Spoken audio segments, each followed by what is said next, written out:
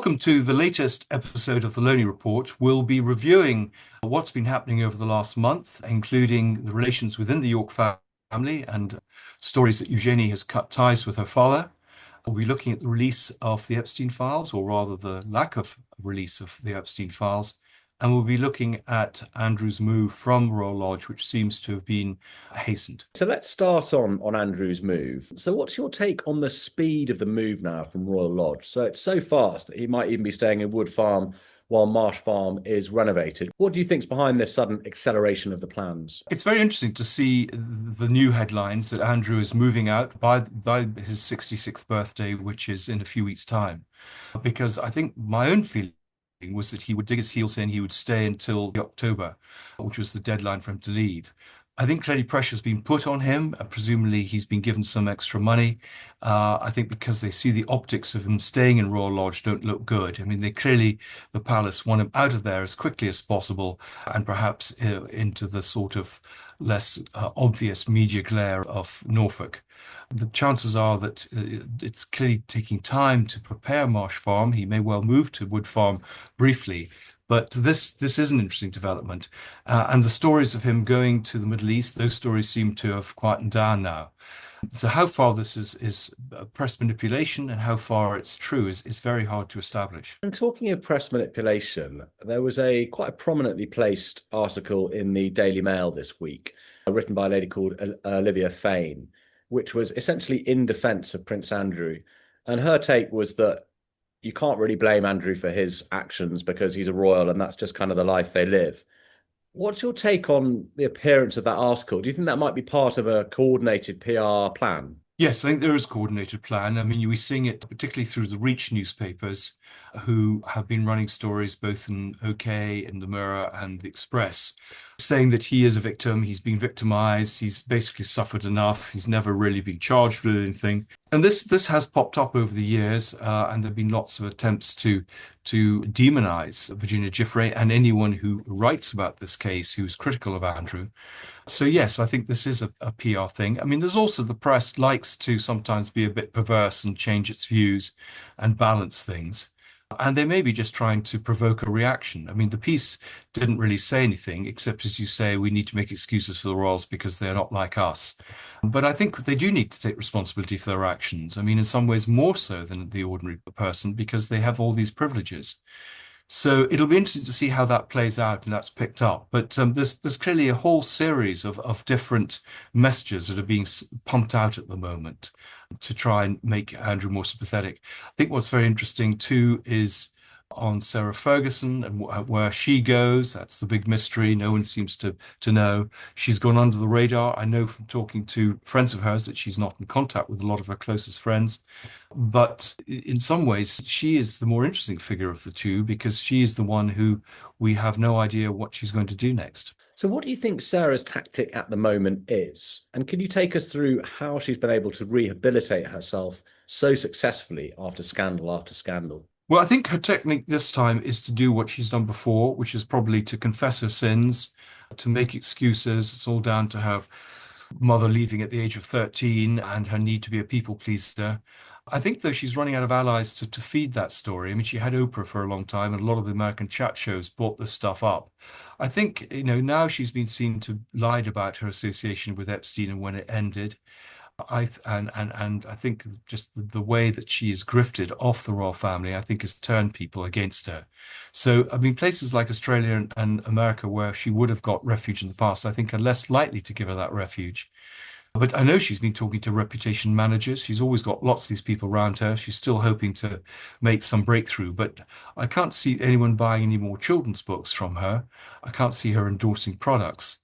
So it's difficult to know what she can do, whether she really carries any sort of moral authority to be a chat show host, which is what she's always wanted to do. So I think her options are a bit limited. And clearly, she's now going to have to fend for herself. We don't know what's happened to the money from the sale of those that £4 million house in Belgravia, whether that's money that goes to the daughters, whether the daughters are subsidizing her at the moment, whether Charles has paid her off. There's still lots and lots of negotiating through the press in terms of selling family items and writing kiss and tell books, which I don't think she's going to do. She's not going to do anything that jeopardizes the future of her daughters. So I think she's got some limited options, and it'll be interesting to see what happens. And what kind of deal do you think she might be able to strike with the palace? Is it likely she might get an allowance for the rest of her life? She might get a lump sum. What kind of deal do you think she might be negotiating at the moment? And what kind of cards is she holding to get a good one? I think Fergie does hold a number of cards. She knows where a lot of the bodies are buried, and they don't want that coming out. I think they don't want to appear to be vindictive towards her. People may feel some sympathy that, she's now been thrown out of her house. She's lost her previous means of earning some money. I don't think they'll give her a lump sum because she'll just spend it. And that was the problem with the divorce settlement. So I think she'll have some sort of allowance, which will keep her under control because it'll be signed to all sorts of obligations not to speak out. She did have NDAs under the divorce settlement, but she seems to have got round them at times. Certainly, I mentioned in my book that when Anna Starkey and John Bryan did their book, there's some suggestion she may well have helped them, which is extraordinary.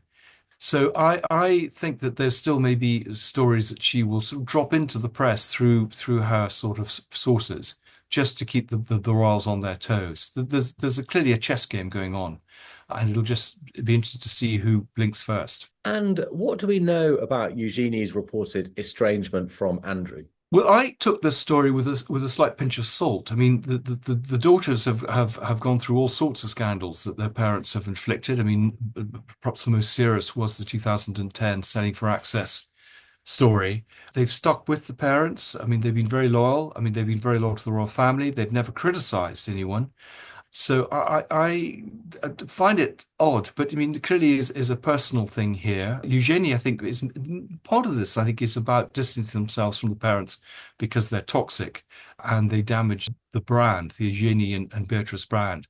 And if they are to stay within the royal family, if they're to continue to use their royal connections and their royal titles to make money, as we suspect is happening in the Middle East, then they kind of need to distance themselves from the parents.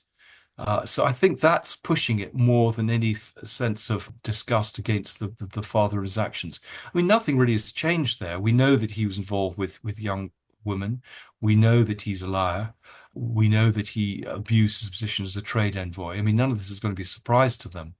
So it's difficult to see exactly what has changed, except the fact that he's lost his title and his home. I mean, there may be a certain amount of anger because he didn't need to lose Royal Lodge. If he had actually kept it, followed the lease and actually kept it looking spick and span, they couldn't have got rid of him and they would have had to pay him compensation. And clearly, the suggestion is that the daughter is expected to inherit Royal Lodge. He had it for 75 years, and it's worth huge sums of money. So he kind of blew that, and I'm not quite sure why he needed to, because I think he had the money to keep it repaired. So there may be just a bit of fed upness that he's kind of blown it for them in the future, as well as any disgust they might have about his behavior. Unless they know things that we, the public, don't know, unless they know things that may be about to be revealed, and they're distancing themselves as a precautionary measure.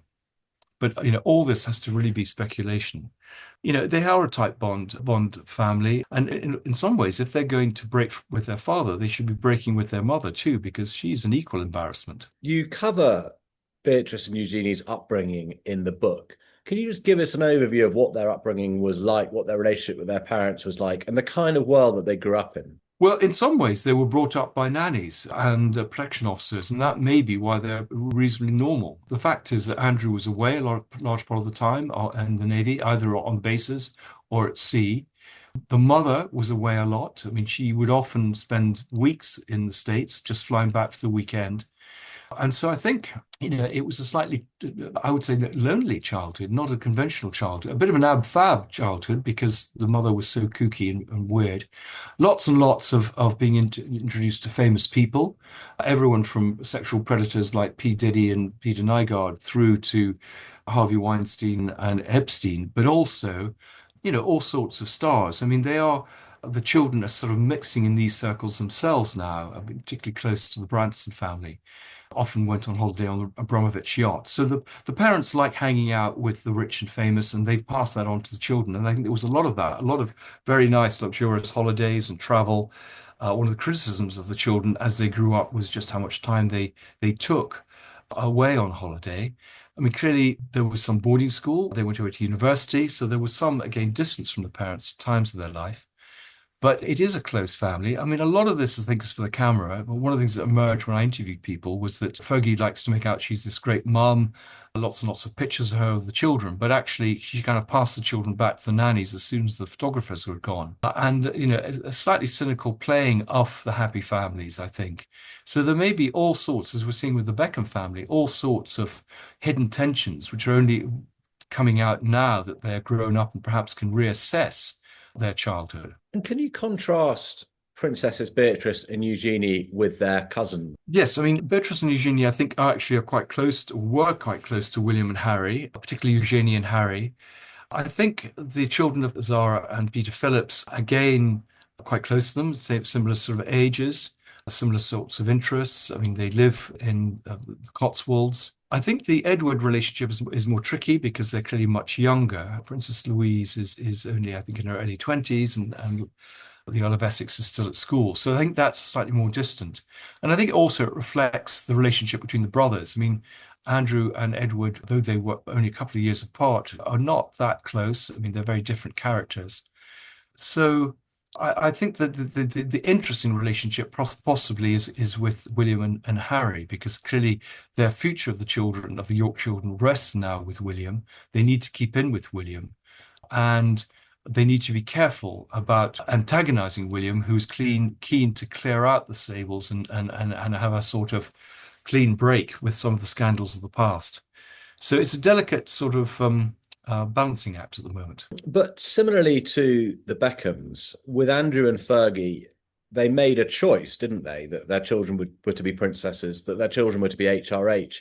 And presumably they made a choice that their children would be relatively exposed to the media in a way that Anne's children weren't when they were growing up, or indeed Edward's when they were growing up. Yes, I mean, Andrew is always says that, his daughters are princes of the blood, and they should be treated, as granddaughters of the monarch. They should be treated well. He's always been very ambitious for them. They had police protection when they didn't really need it because it was all about status. He took them on a lot of his trips as a trade envoy. They were paid for by the taxpayer, really to help build their contact books, which of course they're now exploiting. So he was very ambitious for them, and he very much felt that they should be protected and cosseted and should be given the sort of privileges that he had. So, as you say, very different from the way that Anne and Edward have behaved towards their children. So, what do you see as the risks for Beatrice and Eugenie going forward? Well, I think both Beatrice and Eugenie walk this very tight line between keeping in with the royal family and retaining their titles, being able perhaps to do some royal duties, which would give them extra kudos, which helps them with their business activities, because they are sort of half in, half out in a way that Meghan, I think, would like to be. At the same time, clearly there should be some loyalty to their parents, but they can see that if they get too close to them, it's going to be difficult for their own reputations and brand, quite apart from their relations with other members of the royal family. I think there's quite a lot of sympathy for them, the sense that they've been tainted by the parents' sins. And I think if material begins to emerge, that they also have been abusing their position as royals to make money for themselves, and that's going to change the public perception. I mean, my own advice to them is that they should basically lie low. They should be as squeaky clean as possible, concentrate on their careers and on their families, and basically hope that everyone begins to forget about them. But they like the extravagant life. They have reasonably rich husbands, but they always need more money. So the danger is that they repeat some of the mistakes their parents have made, and rather than cut loose as they should do, they kind of try and walk this line of still being in, half out. So it was reported last week that Ghislaine Maxwell is going to testify at Congress, and also that the Clintons have refused and are going to be held in contempt of Congress. What are the implications here for Andrew and Fergie? Well, I think they must be very worried because clearly Ghislaine Maxwell knows everything, and she could be very damaging to them. She's continuing to put the pressure in the hope of getting a pardon from Trump. It's pretty clear that she had access to material in the Epstein estate, and that's how some of the stuff was leaked to Daphne Barrick. And it's clearly the worry, it must be the worry that there's going to be more of these leaks, but quite apart from her own testimony. The Clinton thing is interesting because so far the line has been that his foundations were involved with Epstein, but he was completely innocent and didn't really know him. Now we're beginning to get pictures of him in swimming pools and with attractive young women, and it seems the relationship was slightly closer than he's let on. Certainly, my sources say that he's very deeply involved in this story, both financially and in other ways. So, and the fact he's not agreed to speak kind of sends out a signal that he too is worried. So I think, we're going to have some interesting developments over the next few weeks. And you wrote a really interesting piece this week on Substack, and it was something I hadn't picked up on actually when the emails were released last year. But basically, you lay out the evidence that Mandelson advised Epstein to stay away from Andrew, which seems quite astonishing. Can you just tell us a bit more about that? Yes, I mean we've always assumed that Andrew cut links with Epstein because he was seen to be toxic. It looks like people realized that Andrew was a liability and began to distance themselves. So that very much changes the narrative. And of course, it puts Mandelson back center stage in the story, which I always thought he was. We got very little sense of Mandelson's relationship with Epstein or with Andrew, but Mandelson and Andrew were the two witnesses at the wedding of Lynn Forrester and Evelyn de Rothschild. And now these are key players. Lynn Forrester goes back in terms of her friendship with Epstein many years. There have been lots of rumors about her relationship with Andrew and with Clinton. She actually offered Andrew use of their apartment in New York to get him away from Epstein. And she's never spoken. I think she's very much a material witness here, and she should be asked to testify. But she's a very powerful networker, very close to Clinton. And so, I think that there are opportunities here for other people to be encouraged to speak out.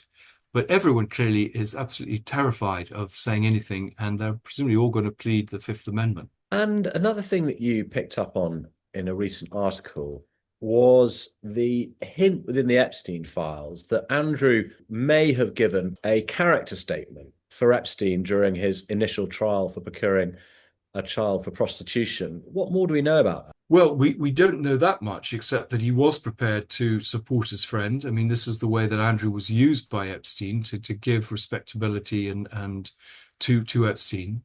He must have been aware of Epstein's proclivities. It seems an extraordinary thing to do to put his reputation on the line for Epstein. And I suspect there's going to be more of this sort of information coming to light in the next few weeks. But it seems an extraordinarily foolhardy thing to do, but it does suggest that that relationship was very, very close and very loyal. There was also this reporting recently about Fergie having written the handbook for Epstein's household.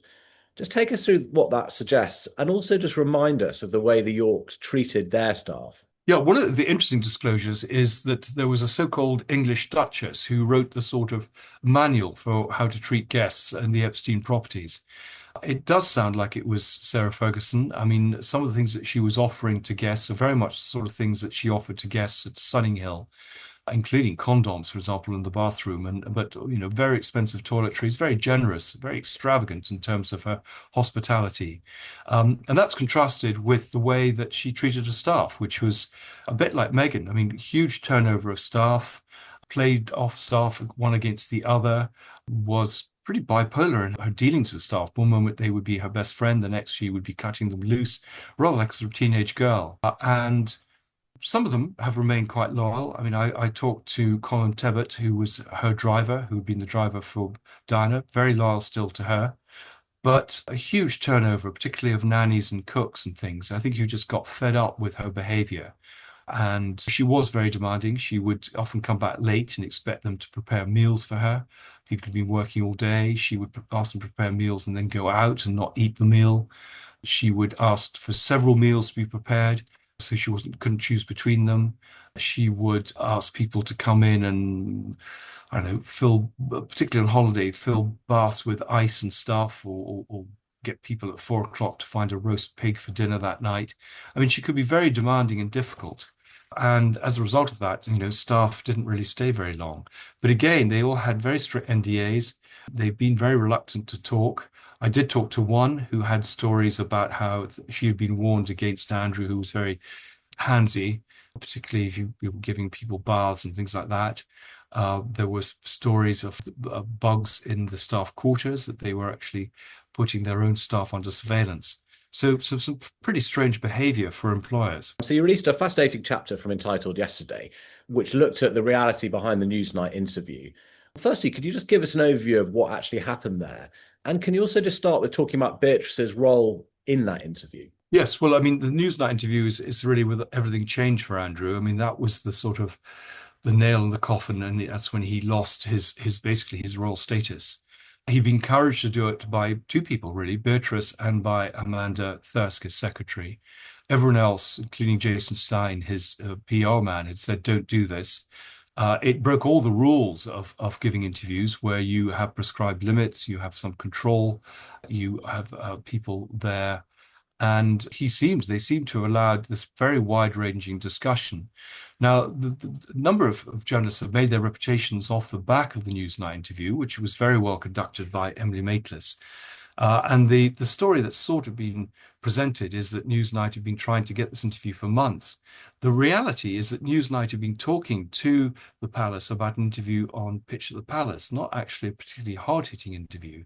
And the people who'd really been doing the digging had been an offshoot of Panorama based in Ireland, a producer called Laura Burns, and working with someone called Dara McIntyre and the brother of Donald McIntyre. And they had got this interview with Virginia Giuffre. Wanted to go to the palace to give them a right of reply.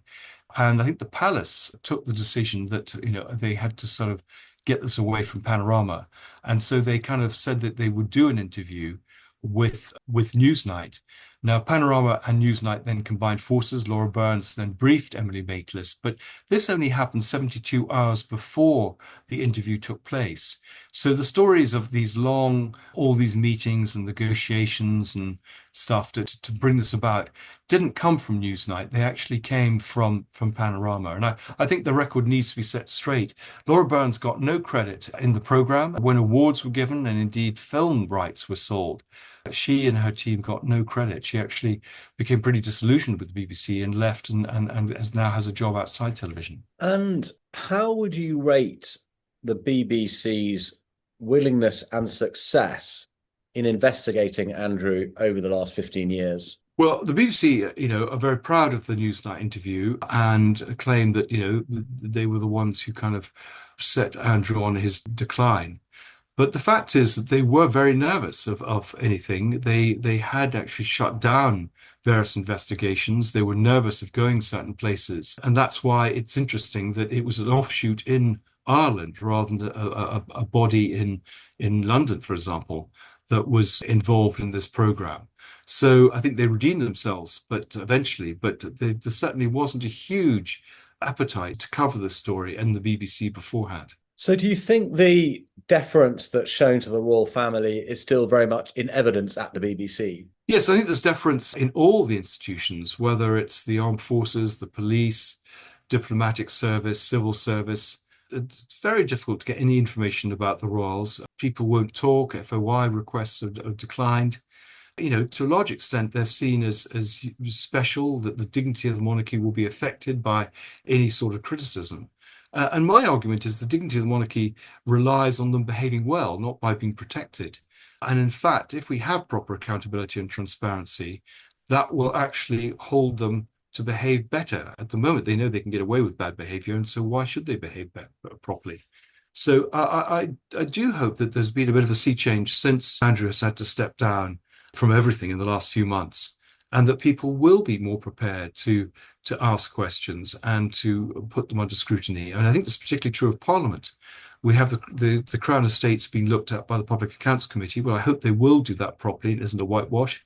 I do hope the Met Police will now actually look at some of the accusations leveled against Andrew, not least about his misconduct in public office by asking his protection officer to get the dirt on Giuffre. And that we do have a sense that they are not above the law and will be treated equally as any other citizen. And do you think that in this new climate, if the police received new allegations, they would be more likely now than they would before to investigate and even potentially press charges? Well, I had hopes that the Met would, under a new commissioner, under a new situation with all that pressure from social media and from the media, would perhaps, look again at some of their investigations, reopen some of them.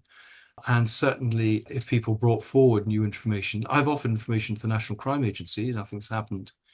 I think there's a very strong case against both of them, Sarah Ferguson for abuse of charity laws, for example, and possibly things to do with Companies Act.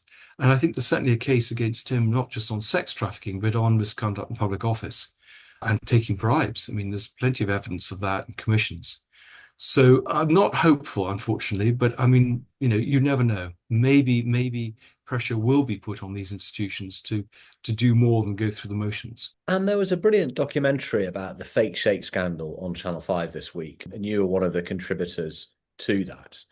Can you just remind us briefly about that scandal, but also talk about how it's potentially indicative of the entire York business model? Yeah, I think it's probably the most damaging part of the whole York story. This was basically a recording of Sarah Ferguson by the News of the World in 2010, offering access to Andrew for large payments. I mean, £500,000. She took a down payment of £40,000 from them.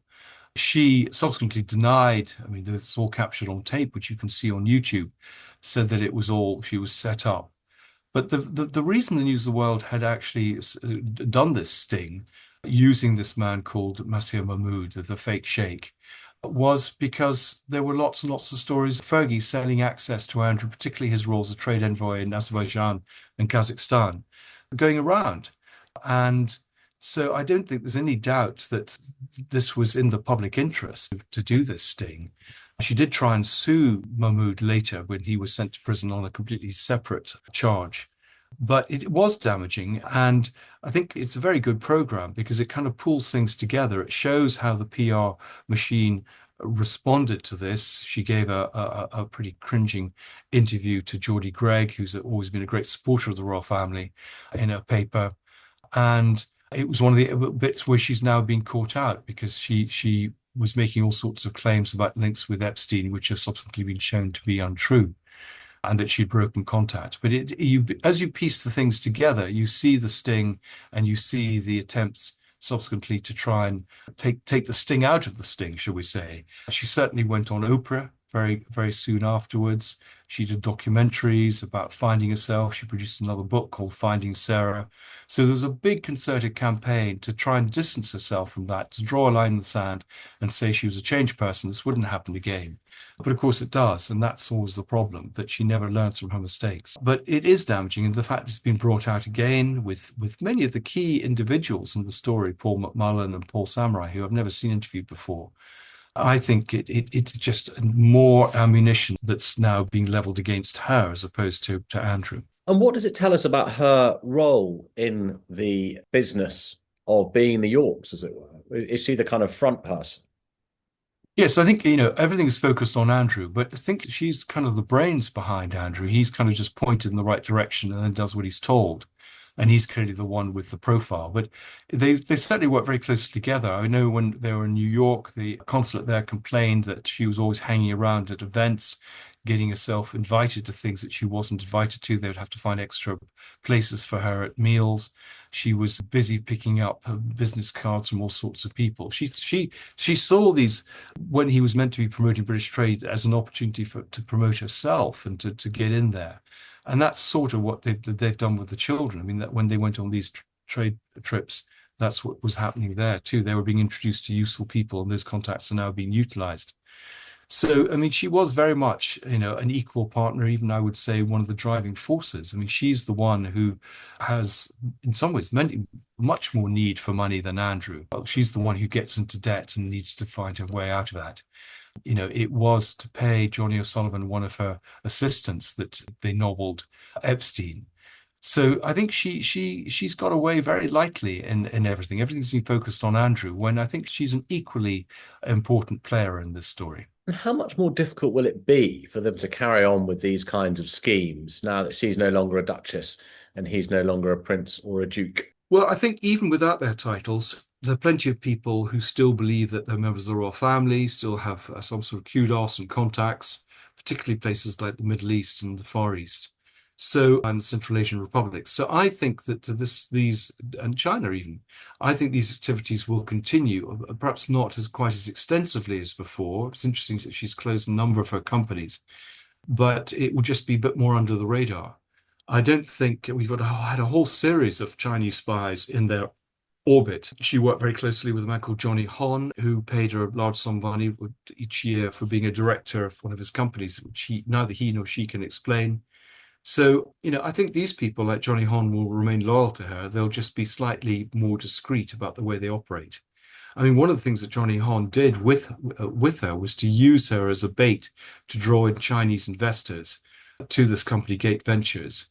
The money then wasn't spent as it should have been done on entertainment projects, but actually helped subsidize one of her businesses, was used in expenses like lunches and paying to meet famous people and having sort of PE exercises with a supermodel, and kind of frittered away. And I think a lot of these Chinese investors will not understand the difference in their particular status now, and still will be, I'm afraid, rather gullible and easy targets for people like Johnny Hon. And there's plenty of evidence in your book and also subsequent reporting that bears this out that both Andrew and Fergie were repeatedly warned about some of the characters that they were dealing with. No doubt they will still be repeatedly warned about some of the characters that they're going to deal with. Do you think they'll be more or less likely now to take those warnings on board? Well, I think the interesting thing about both of them is they never seem to learn from the past. The Sarah Ferguson was warned about Steve Wyatt, I mean, 30 years ago, I mean, longer, and 35 years ago. And it was only when she ignored requests by the intelligence services to cut her links with Steve Wyatt that they planted the photographs, supposedly, of her and Wyatt, and that led to the scandal and him going home, and actually triggered the calls for them to separate. And we've had this all the way through with various people that they were told not to associate with. And they've continued to do so. I'm sure the Chinese ambassador and Tenbo and all these people are still going to Andrew's birthday party. It'll be interesting to see how he does celebrate it next month. And is there anything that the King or Prince William can do to prevent them from carrying on doing exactly what they've always done? I think the King is in a difficult position because, they could be loose cannons. They could, they know stuff that they could reveal, or he doesn't want them to get into a position where they're vulnerable, where they're in debt. So I think he will be paying them money. And he doesn't have a great deal of control over them, except in terms of their daughters.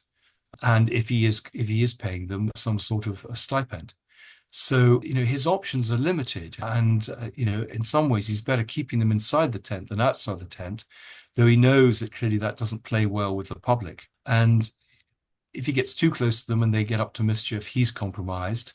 If he is very ruthless with them, he can be seen to be vindictive and difficult. And so it's a tricky one for him. And I think he hasn't quite worked out how to get the balance right. I think for William and Catherine, it's much more clear cut. These are damaging the reputation of the monarchy. That is all it's about. And they need to be neutralized. And whether that is again a mixture of pressure and patronage, then they will do whatever's necessary to shut them up. What kind of cards do Andrew and Fergie hold? And what kind of damage could they do to, say, Charles and Camilla? Well, I'm sure they know lots of secrets about Diana and Charles and Camilla. Fergie knows lots of stories about Andrew and vice versa. They may well have other gossip about other members of the royal family. They may have things that they can say about Prince Philip, for example, and his extramarital affairs. So, I mean, a lot of this, could be very, very damaging, and they can be, leaked in a very subtle way, so their fingers are not on it. And I think that must be the worry that they could call the shots if people aren't treating them properly. So I think there will be quiet deals done behind the scenes. We've seen negotiating in public, threats that they're going to sell letters to the Queen or from Diana. all this sort of stuff. It's one of the concerns they had when the Duke of Windsor died, that there would be artifacts, personal artifacts and letters that would go public. And Mountbatten was sent to try and recover this stuff. In fact, I think 3 lorry loads of material, both archives and furniture, were removed from the house in the Bois de Boulogne. So I think, that must be a great concern. They may know lots of stories about William and Harry's relationship, William and Harry's personal lives. They've been there, Fergie, both of them, for 40 years. And I think the rumors that Fergie's kept a diary. So, there are all these implicit threats, which I think probably carry some validity. And we know Andrew isn't close to William or Harry. Indeed, you mentioned in your book that Harry had thumped him. What do we know about William and Harry's relationship with Fergie? They don't like her. They think certainly William doesn't like her. I think, he thinks she's pretty cheap, that she's taken advantage of her position. She's an embarrassment. I think Harry, I think, is annoyed because Fergie's got away with behavior that he and Meghan would like to try, the half in, half out, and feel that there's been double standards here. So I don't think there's a great deal of love lost, between Harry and William and the Yorks, full stop. I think there may be some residual loyalty because of the children, I think because of Harry and Eugenie's relationship. But even that, I think, is probably a little bit more distant than it was.